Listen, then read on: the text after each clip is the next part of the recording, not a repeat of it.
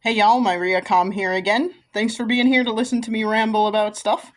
I'm gonna try really hard to stay on task today.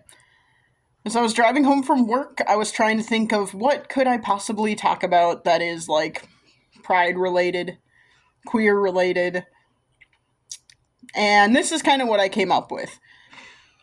It was just sort of like thinking back to my past and the fact that I was raised in a conservative Catholic household and how a lot of the things that I was raised to believe never really made sense to me and definitely don't now. And that I think that's a fair thing to talk about. So let's kind of like explore some of the beliefs that I was raised with and why they don't make sense to me. I'm also gonna like delve into, I guess,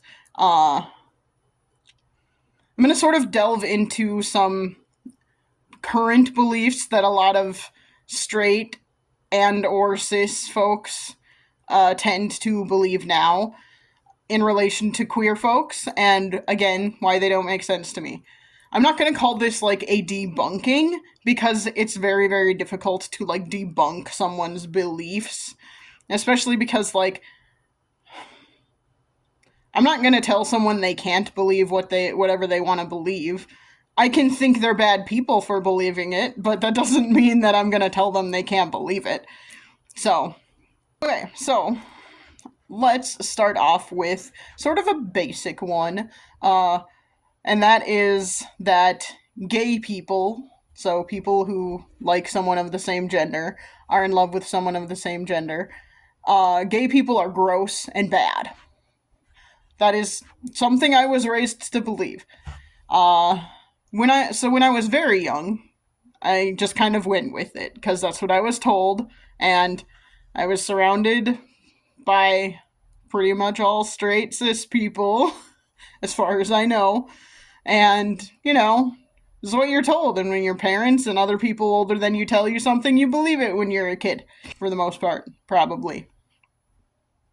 I did at least. So, but as I got old enough to start questioning it, it didn't make sense to me. Why would it be gross for someone to hold hands with someone of the same gender? Why is it gross for two men to hold hands? Why is it gross for two men to kiss? Why is that any grosser than a man and a woman kissing? Why is that any grosser? So, I would often question that, like, I shouldn't say I would often. When I would question that, with my parents, my dad never really had anything to say other than just thinking it's gross. So, whatever. You can think that if you want to. No one's asking you to do it, but it doesn't matter if, like, why is it a problem if other people are doing it? What does that matter to you? My mom always had this to say about it. She would always bring up the reason being gay is bad and the reason that gay people existing is bad is because of the man boy love association. I don't know if you know what that is. I will give you a very, very brief overview. I'm not an expert in any sense of the word. I looked it up a little bit before doing this recording just to make sure I kind of had my facts straight on it. It is a real thing. I don't know how much it exists anymore. Everything I was looking up was pretty vague about whether or not it still exists. The last thing I could find about it, I didn't want to spend a lot of time researching this because I don't care about it. It doesn't really matter to me. I mean, the fact that it did exist is a problem. Okay, we're just going to throw that out there. The fact that it did and maybe still does exist is a problem. But anyway, it doesn't matter for the reasons people think it does. Sorry, I shouldn't say people. It doesn't matter for the reasons my mom thinks it does. Anyway, the Man Boy Love Association was a PDF file support organization, basically. And they advocated for getting rid of age of consent laws. They advocated for erasing the convictions of convicted offenders who offended with children. Basically, that's what they were a PDF support organization. Basically, a PDF advocacy organization. And apparently my mom, when my brother was pretty young, went to some talk about it or something and got really pissed about it. Like, it was like a, hey, this is a public service announcement that this thing exists and you should be aware of it kind of thing. I guess. I don't know. This is what she has told me. So, apparently it's a thing. And that made her really mad. Understandably, as a parent of a young child, that would make you mad to find out that something like that exists. I'm not saying that she was wrong to be mad about it. However, she then, like, she's one of those people who's like, well, if gay people are allowed to exist, then it's a slippery slope to allowing PDF files to exist. That's stupid. It's very, very dumb. It's dumb. Especially because the vast majority of PDF files are straight men. Straight, mostly white men. That's the vast majority of them. If you actually look at actual statistics. So, that whole argument is stupid. The idea, but that's what I was always told whenever I would ask why it's a problem. It's a problem because if you let gay people exist, then you're saying it's a slippery slope to letting PDF files exist. And slippery slope arguments are bad arguments. That is a fallacy. It's a logical fallacy. That's stupid. But that's what I was always told. So, what are there other arguments out there?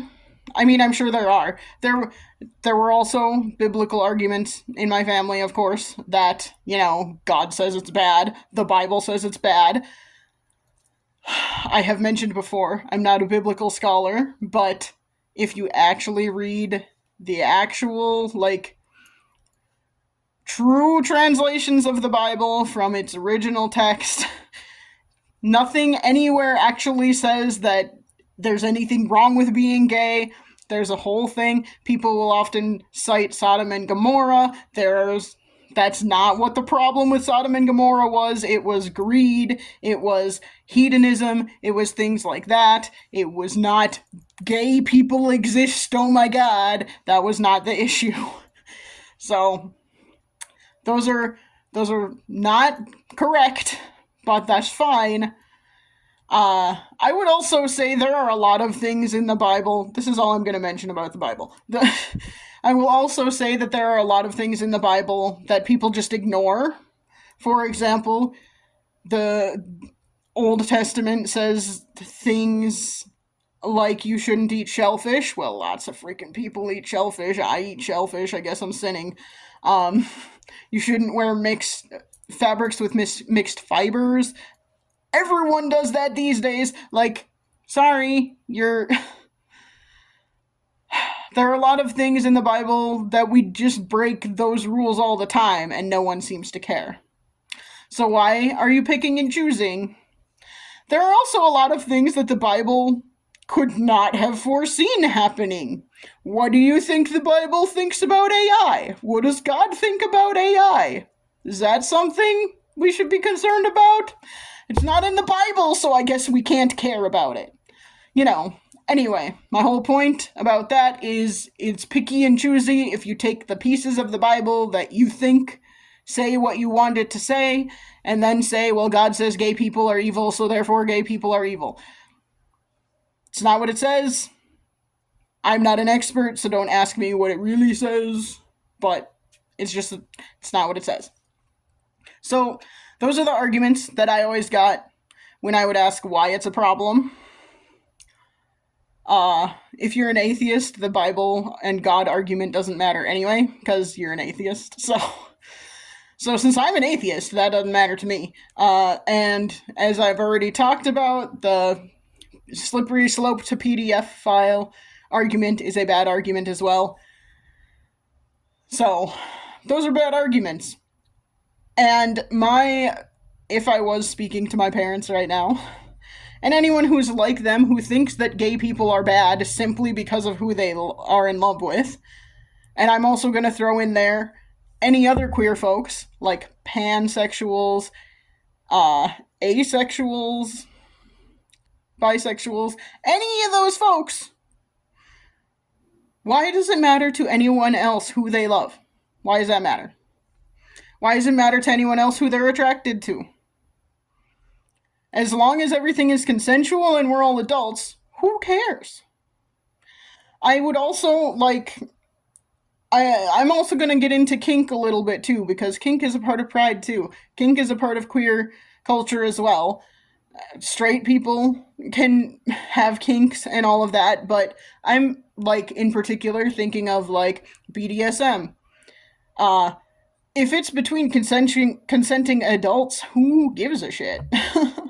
That's totally fine. And why should it matter to anyone else?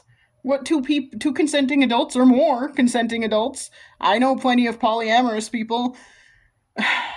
Like, why should it matter what any of those people are doing as long as we're all adults and it's consenting?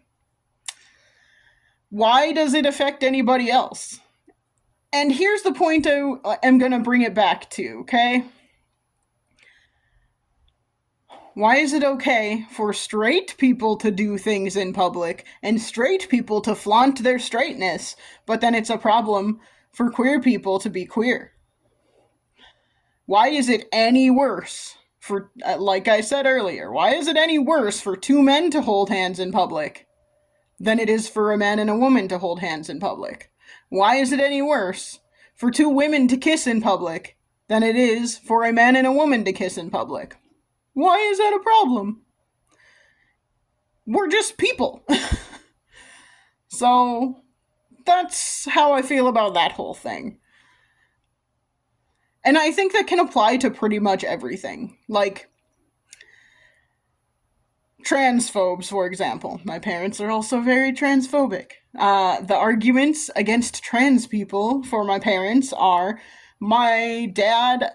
I don't really know what his argument is. Again, he never like talks about why he feels the way he feels about anything. He just says that's bad and gross and terrible. They're terrible people. Or if he does have reasons, they're usually very bigoted, and I'm thinking a lot of his racist opinions about things. And his reasons are all very racist in those situations. So I can only assume that any of his issues with trans folks are very bigoted and very just transphobic and don't have any basis in reality. Maybe I'm wrong. But yeah.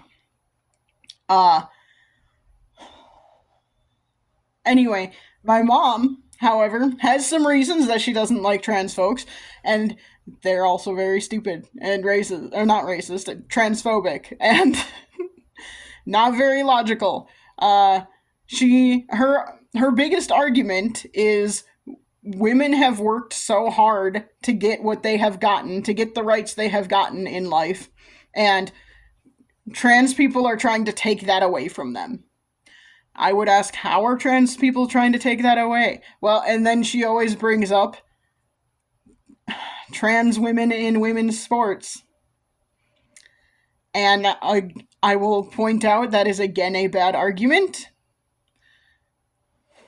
It's not like she has never said it this way, but it seems to be the logical conclusion of her argument seems to be men are pretending to be women. Men are pretending to be women so that they can win stuff in sports. That's not a thing. That is not what is happening. First of all, in order to compete in sports, in like high school, at any level where you can get anything out of it, in college, in professional sports, you have to meet certain criteria, regardless of whether you're trans or cis. You have to meet certain criteria. That's just how it is. I'm not an expert in that either. I just know it's a bad argument. And this I didn't research beforehand. I'm sorry. I just know it's a bad argument. I would also argue if your argument is that they have physical advantages because they were born male. Like, notice that no one makes this argument in the opposite direction, which is kind of telling.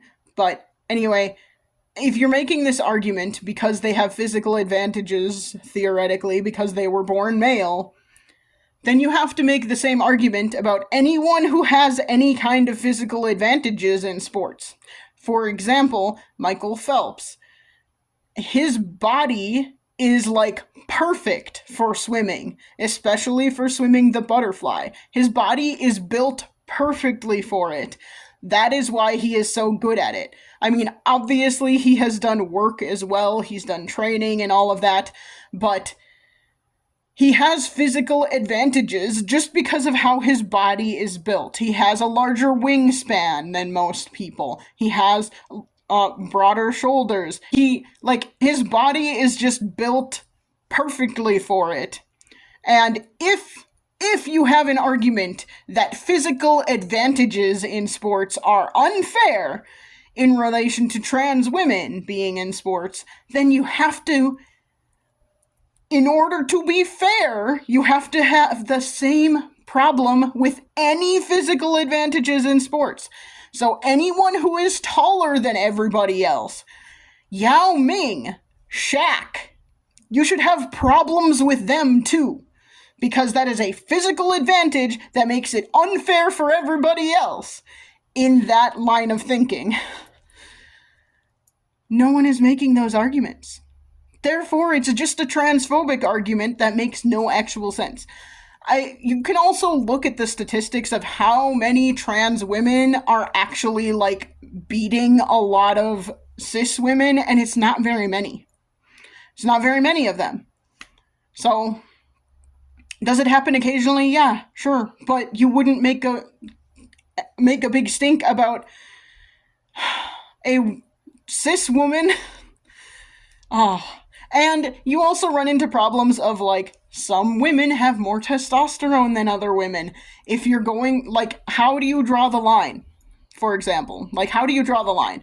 I have a medical condition that gives me more testosterone than most other people born female.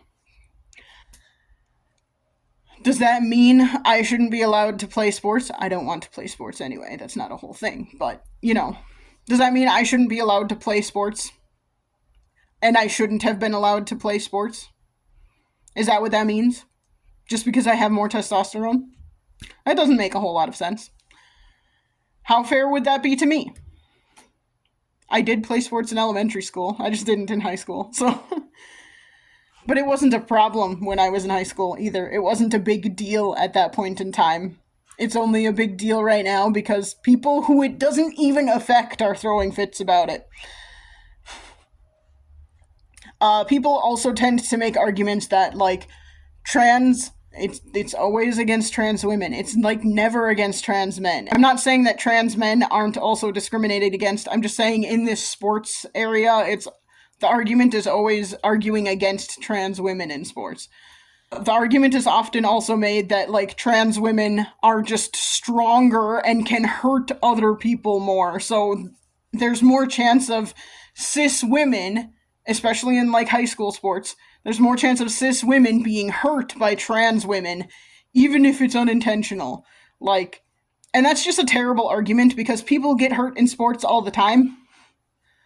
And people get hurt in sports all the time based on, like, just random happenstance, not even necessarily, like, someone else doing something. You can, like, turn the wrong way and tear your ACL, for example. That happens all the time in, like, basketball, soccer, those kinds of things. So, what are you going to do in those cases? Who are you going to punish for that, since it seems like we need to punish trans women in sports? Like, what? It's just, it doesn't make sense to me. And I don't understand. None of these arguments have, like, make any logical sense. If you actually, like, think about it past just the idea of trans people existing and trans people doing something. So, yeah. Those are the two main ones that I wanted to talk about. Oh, never mind. There was one more. I should write these down so I don't forget, because I almost forgot this one. And this one's also a big one. I don't understand any argument against asexual people. this is like a no-brainer in my opinion, because what is the problem with someone not being interested in sex? Why is that a problem? The argument is usually like a biological problem, or a biological argument of it is natural to want to procreate, so therefore, if you don't like sex, you're weird and gross and something is wrong with you.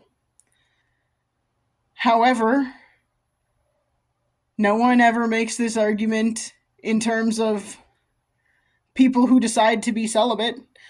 For example, religious folks. I'm thinking of like monks and nuns and priests, especially in Catholicism, who are all supposed to not be interested in sex and not want to have sex. I mean, we all know that that does not actually happen in practice, and a lot of. We all know about the Catholic Church. But anyway, like, no one makes the argument that they're weird for choosing not to have sex, right? No one makes that argument. In fact, people have a problem with them when they do, because it's often wrong and bad, and they're doing it anyway. You know what I'm talking about. So no one makes those arguments. Like, why is it a problem if a layperson decides they don't want to have sex? Or they're not interested in sex? Or sex is kind of gross to them? Or whatever. I mean, whatever place on the asexual scale a person happens to be. Why is that a problem? Why is it a problem? Like, especially, it's like either end of the spectrum, people have a problem with it. So people have a problem if you don't want to have sex. But people also have a problem, mostly if you're a woman, if you want to have a lot of sex. Then that's also a problem. And I don't, like, realistically, I don't think either of those is a problem as long as everything is consensual. And as long as we're all consenting adults. So, like, why is that? That's another one that I just don't understand. And the thing I really don't understand is the queer community. It's not everyone in the queer community, obviously, but there are people in the queer community who are transphobic and acephobic. And I don't understand that. What is the problem with not wanting to have sex? What is the problem with that? What is the problem with not being interested in that? What is the problem with only occasionally being interested in that? Why is that a problem? And why the hell does it matter to anybody other than that person? And that's what all of this can boil down to. All of the transphobia, just queerphobia in general. Why does it matter to anyone except the person that is identifying that way? Why is it so hard to use someone's preferred pronouns? That's a whole other conversation. Maybe I'll have that conversation tomorrow, because this.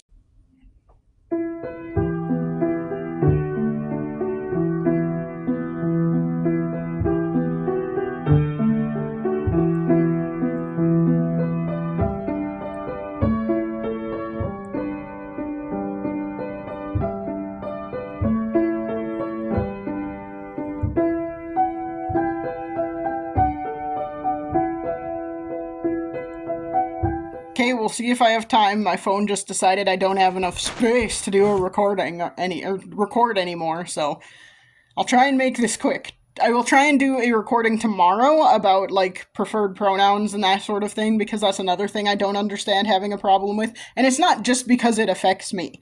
It's not just because I have non-traditional preferred pronouns. That's not why. It has never really made sense to me. Why should anyone else care? It should be not that hard to just call someone what they want to be called. That shouldn't be that hard. Calling someone a different name if they change the name shouldn't be that hard. Anyway, I'll talk about that more tomorrow. But my whole thing about, like, transphobia, homophobia, all of the phobias related to queer folks is just like, why does it matter? Why does it matter to anyone? Like, why does it matter to any of you listening what I do in my own private time? What does it matter to any of you listening who I love? Who I want to spend my time with? Who I want to spend my life with? That shouldn't negatively affect any of y'all's lives. It really shouldn't. Just like it shouldn't affect, like, my parents' lives if trans people exist. It shouldn't negatively affect them to have tampons available in men's and women's restrooms. That shouldn't negatively affect anybody. Who cares? Why is that a problem? So I just don't understand, and I wanted to just talk about why it doesn't make sense, and also talk about some of the arguments I have heard that are like transphobic, homophobic, all the phobics, and how those arguments just don't really make a lot of sense and end up being like logically unsound. Because they just don't make sense, and it shouldn't matter to anybody else. So, yeah. Okay, stayed mostly on track today. Hurrah, good job for me. Let me know down in the comments if you've heard other arguments against queer folks or in favor of queer folks. Let me know if there's anything else, any other topics you'd like me to focus on this month while I'm trying to do at least one recording about Pride Month every day.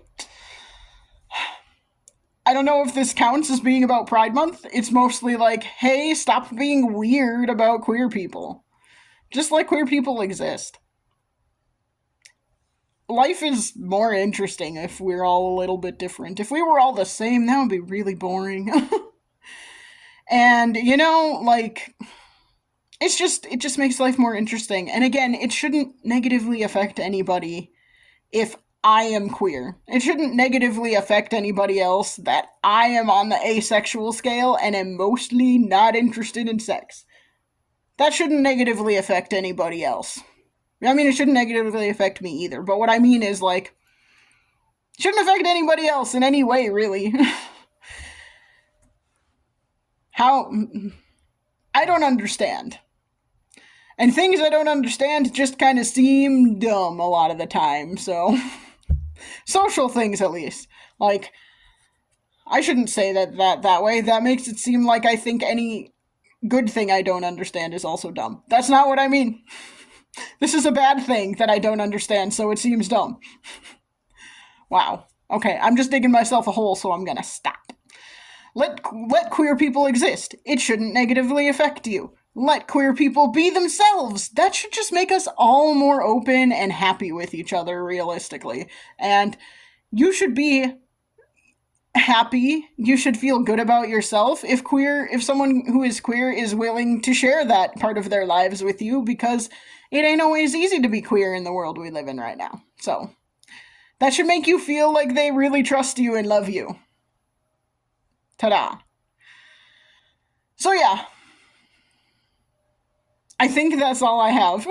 I got a little discombobulated by my phone deciding I couldn't record anymore, so we're going to leave it there, and I will do my best to do... Tomorrow I'm going to try and talk about preferred pronouns and why it doesn't make sense to me that people have a problem with that. I kind of talked about that in the past a little bit, but we'll do a little more tomorrow. And... yeah. Thanks for being here to listen. I appreciate that. And I will chat at you tomorrow. Bye.